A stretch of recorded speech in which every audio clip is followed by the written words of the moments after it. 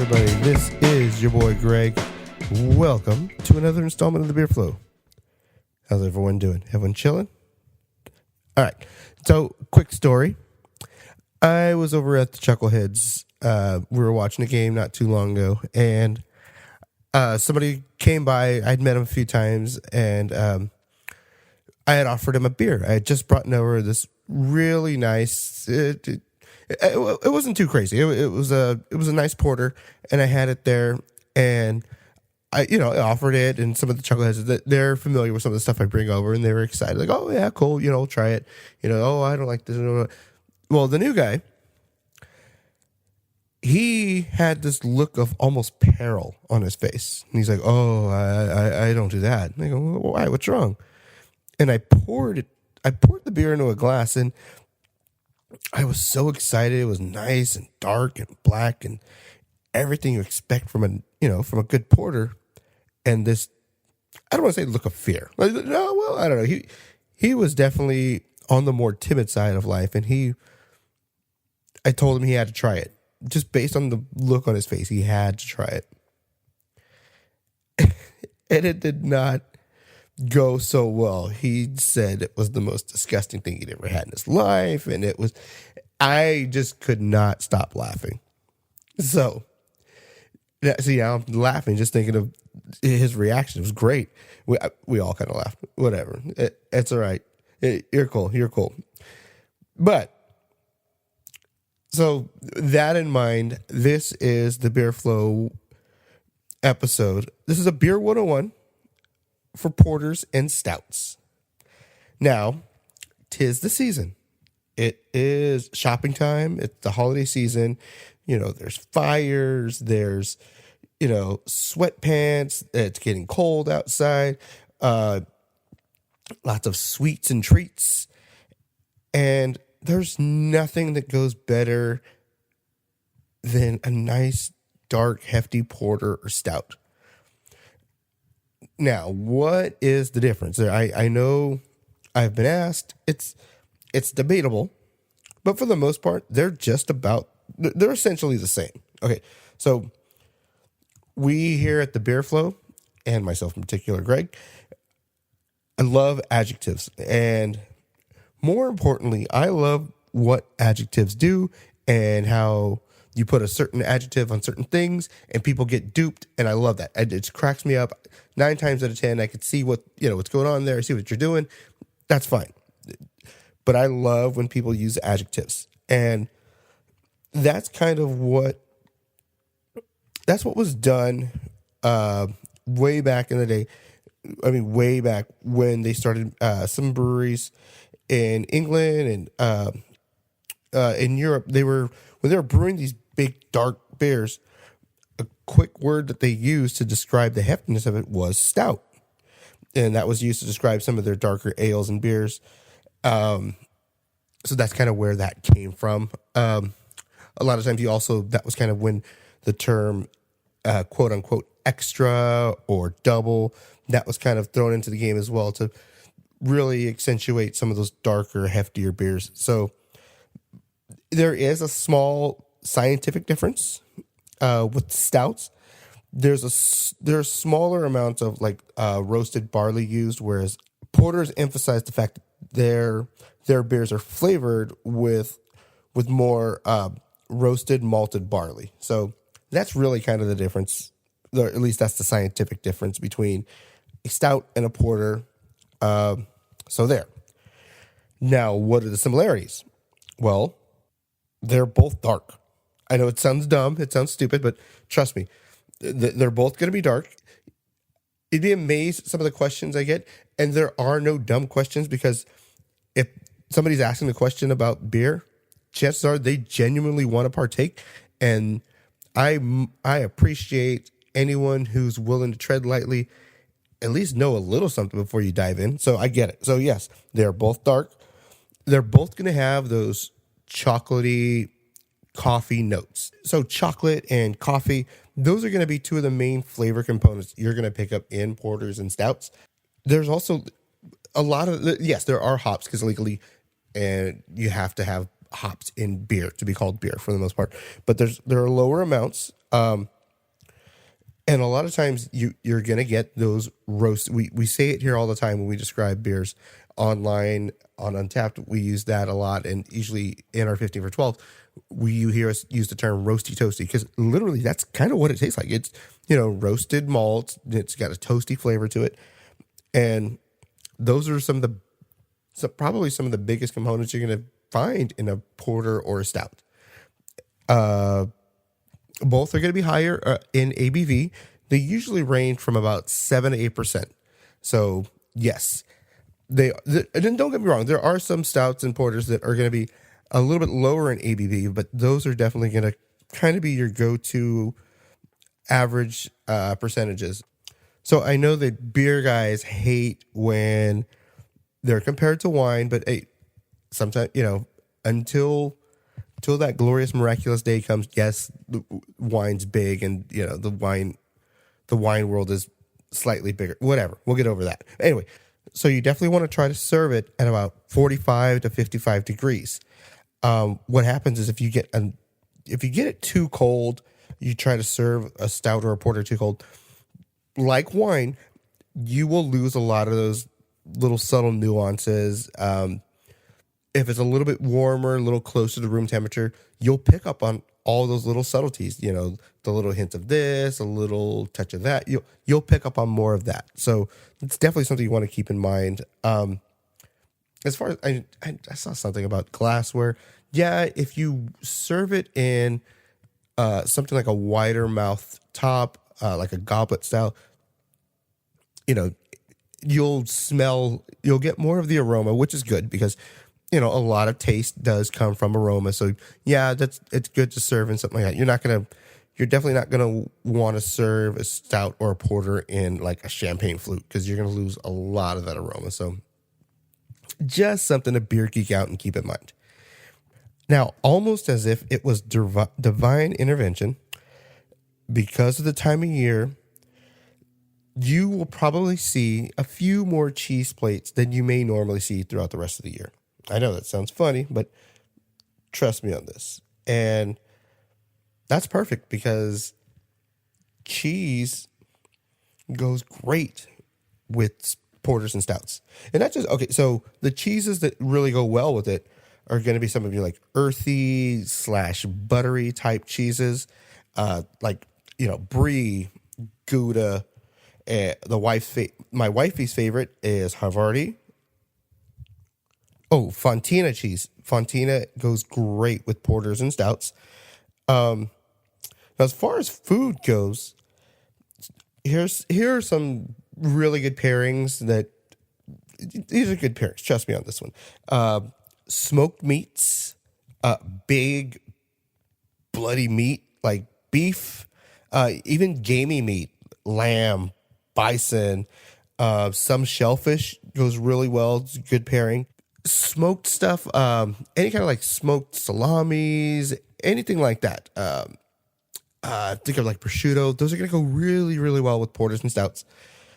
And last but not least, let us not forget the biggest, best pairing I could possibly think of for your stouts and porters: chocolate. Oh, yes, chocolate. Chocolate goes so well with stouts and porters. I mean, just looking on a color scale, you'll see exactly why it should make sense. And it does make sense. You get desserts, you get nice sweet stuff, any kind of chocolatey thing, it's going to go really well. It's going to be a great, great pairing. So definitely pick something up. What do I get? That may be a question that comes to mind. You're going to go to a party. There's going to be a lot of events going on. Tis the season. Office parties, things like that.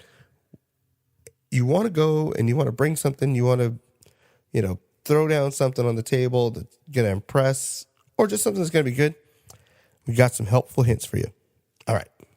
First things first. Make sure you don't go crazy. Okay? So hear me out here. This is what I'm talking about. Now, stouts and porters have come such a long way from way back when. Think about it.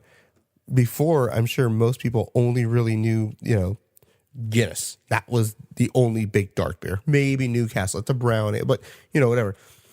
And for a lot of people, stouts and porters are kind of new, and they only, at first glance, yes, they're intimidating. Like my boy who tried it, it is very intimidating to look at in a glass. You see this big black brown, I've heard people say, "Oh, I don't like that. That looks like soy sauce. I don't want to drink soy sauce." Okay, you've already put a mental image in your head, so that's going to affect you if you sit there and try it. You're going to have a negative connotation as you sip it.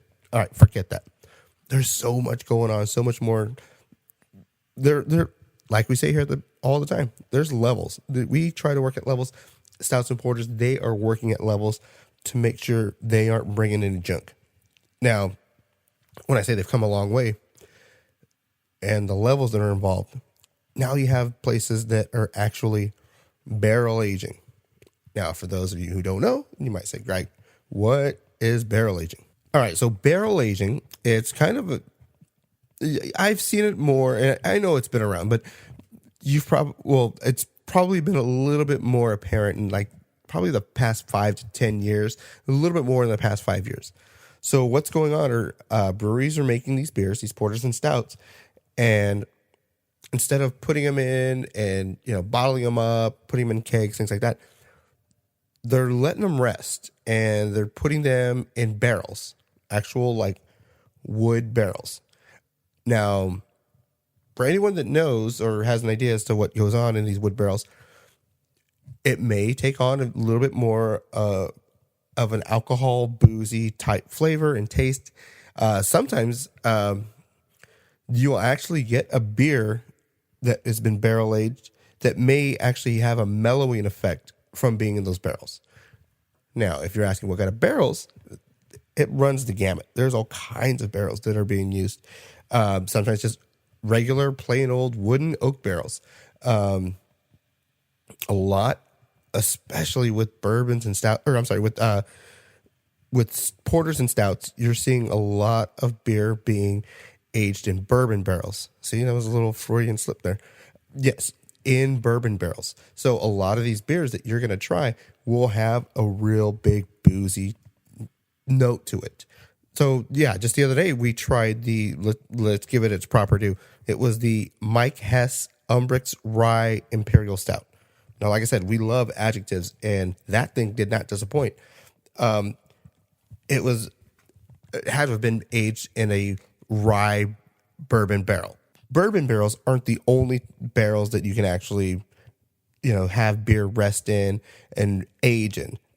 Usually the aging time is about anywhere between about half a year to a year and a half, which is crazy because then it is going to pick up on all those notes in the wood.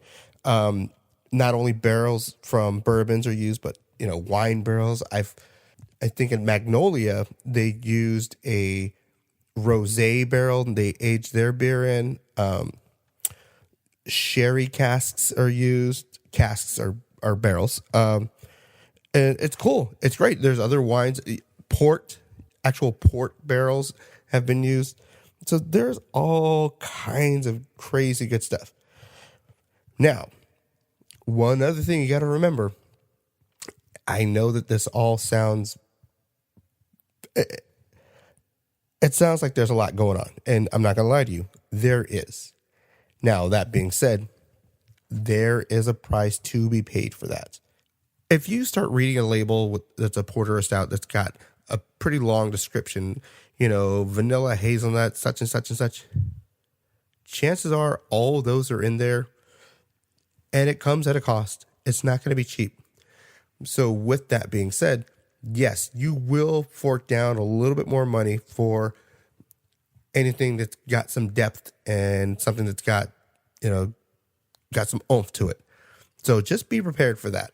Now, there are all kinds of different porters and stouts. Just so you know that because there are so many different kinds, there are the main types, and then from there's subsects of different porters and stouts. So when you look at porters, there's really only a few that are just kind of the main ones. So you'll see maybe a Baltic porter, an Irish porter. For the most part, here in the States, they're all basically going to be American porters, just different recipes and different types of brew of those American porters. Now for stouts are a little different. You're going to see a lot more different styles or types of stouts. One of my favorites, God, if you could find one, just get it. It's called a milk stout. They don't actually put milk in it, but there is lactose inside that's made during the brewing process because you can't put milk in it. It's crazy. But look up how they make that. It's nuts. But if you can find a milk stout, that is fantastic. It's big, dark, and it's got a little hint of like creaminess to it that you can't pinpoint at first. But yes, that's that lactate. That's what you're going to get. You've got your Irish or / dry stouts, oatmeal stouts. Oatmeal stouts are just basically that oatmeal are the grains that are used in the brewing process during the mash. Imperial Russian stouts. Those ones are actually, they're not from Russia. They were made for, it was a Russian queen or something. I don't know. There's history on that one. I'm not going to get into that. But those ones are usually higher in ABV. So if you see Russian Imperial Stout, please tread lightly. Stone Brew, they make a great Russian Imperial. If you can find it, get it. And of course, the chocolate stout. Holy God. There are so many great chocolate variations of like hazelnut porter, chocolate. Just find one. If you like chocolate, go for it. Just dive in. You're not going to regret it.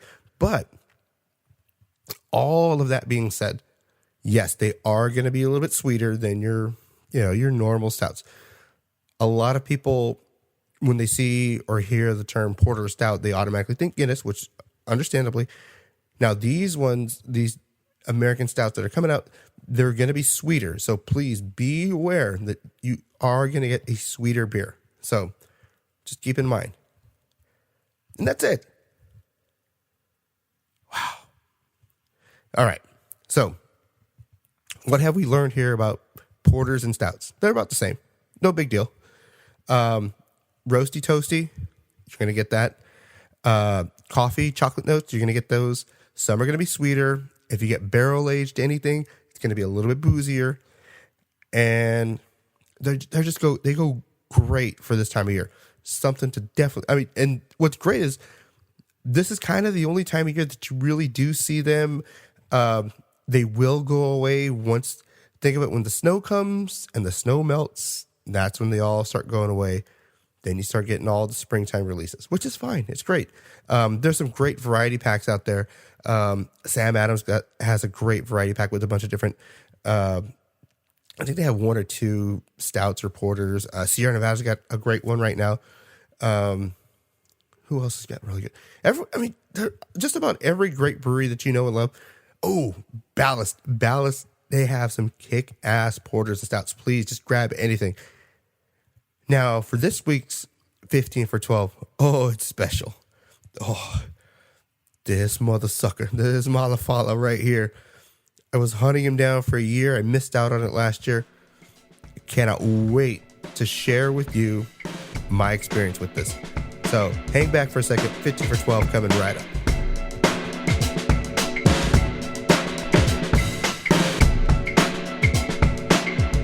All right, everybody. We are back. 15 for 12. And I can't lie to you. I just can't. Think of Ahab chasing the whale. This was my whale. I have been looking for this thing high and low. I've missed it for 2 years straight. I can't even front. I've missed. There was one time I went into a store and I literally missed it by a couple hours. Somebody said they bought the last 6 or 4 pack of it and I was crushed. But I got it this year. Thank you to Ravi and IBU. You had the hookup. I can't even front. So, first beer for this week's Beer 101 of Porters and Stouts. I have in my hand the elusive Death by Coconut. It's from Oscar Blues out of Colorado, and this is an Irish porter. Now, I let this sit out for a couple minutes so it gets a little warmer, and this thing is just, this is crazy, crazy good. So let's break this down. In the glass, it is a super dark with a very nice creamy head. I don't know what it is, and I don't know if it's just being a geek in general, but beer geeks tend to be coffee geeks. So in this glass, this reminds me, think of a shot of espresso with that nice golden crema on top. This is exactly what this looks like in the glass. If you do find it somewhere that has it on tap, please, by all means, get it. Try it on tap. But the can, if you're a fan of Oscar Blues or you know anything about Oscar Blues, they do everything in cans. And the can, hold on. Nice and sweet on the nose. Oh, you get a little bit of that chocolatey kind of cocoa nib with like a little bit of coffee, and it's an Irish porter, so it's the style in which an Irish porter is made, as far as the yeast and everything, or the grains are concerned, but it's called Death by Coconut for a reason. Huge tropical coconut, tasty goodness. Oh my God, this thing is fucking nuts. It's so good. And don't be fooled. I mean, it's big, black, and dark, but it's only 6.5% ABV. So it's not going to kill you. It's definitely not going to kill you. This is going to be something that's going to be nice and just, it's going to be like a nice warm blanket. Just, this thing is, it's almost too good. I love this. It's eluded me for so long, and I'm just so glad I finally captured it. This was my whale, and I got it. And hopefully you can get one too. All right, we got one more. Now, this one. Now, I did forget to mention the other one, the Oscar Blues Death by Coconut. It's a little sweet. I forgot to tell you, it is sweet. So these very much drink like dessert beers. So just keep that in mind. If you get sugar diabetes, be mindful. Don't go crazy. These are sweet. Now, the second beer in our 15 for 12. This is crazy. I remember it came out last year, and it only came out, and I believe it was only 22-ounce form. This year they came in 6-pack form, and it's a big boy. It is a nice hefty 8.1 ABV. It's from Stone Brew. It is, now bear with me, I believe it's pronounced Cocoveza, but it's spelled Xocoveza. It's dubbed as a winter spiced mocha stout. So the Oscar Blue was a porter. This is a stout. And just like the other, black in the glass. Nice little creamy crema on top. Let's get the nose. Oh, Lord.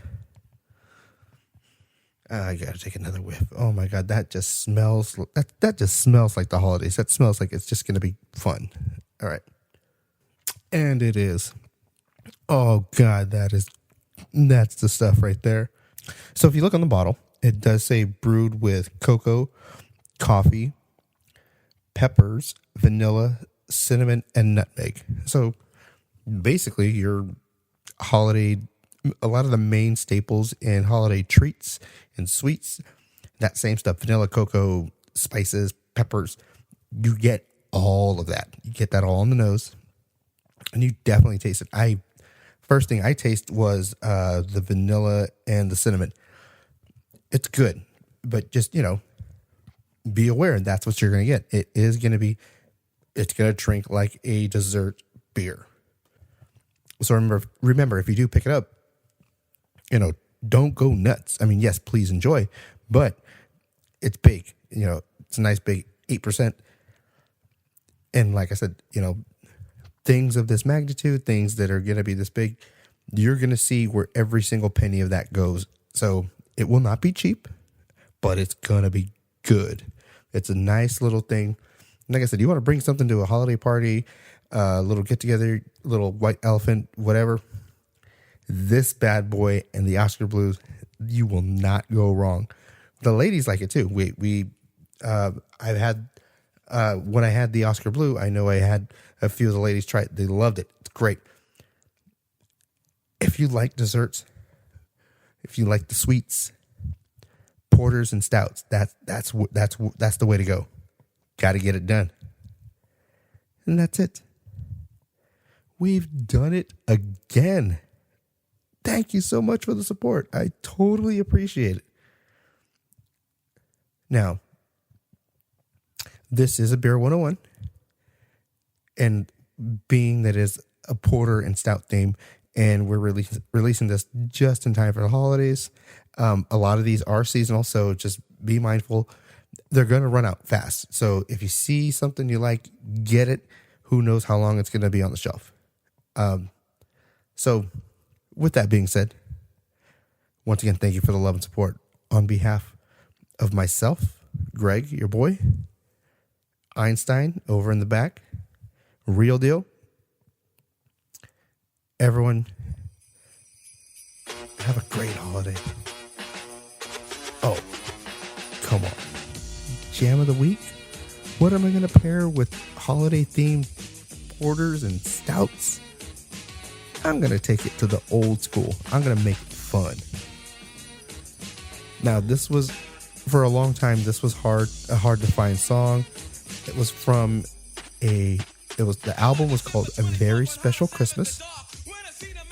It was a compilation album of a bunch of different groups. It was made to raise awareness, and I believe it was for AIDS way back in the day, early to late 80s. This week's Beer Flow Jam of the Week. Come on. Christmas in Hollis by Run DMC. This is seriously my second favorite Christmas song. I love it. It's hokey. It's great. It's corny. God bless it. It's so good. I love it. I hope you love it. Thank you so much on behalf of us here at the Beer Flow. You guys have been awesome. Thank you for the love and support. We will see you guys soon. And remember our motto here at the Beer Flow. We don't care what your religion is. We're all about the love. Till we catch you guys next time. It's not going to be too long, but when we catch you, we're going to catch you. You guys have a wonderful holiday season. We'll see you soon. Peace.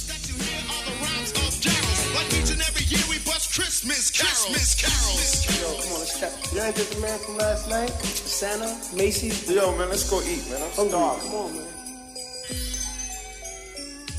Yo.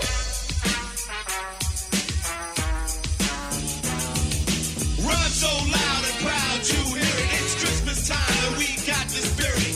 Jack was chilling, the hawk is out, and that's what Christmas is all about. The time is now, the place is here, and the whole wide world is filled with cheer. My name's DMC with the mic in my hand.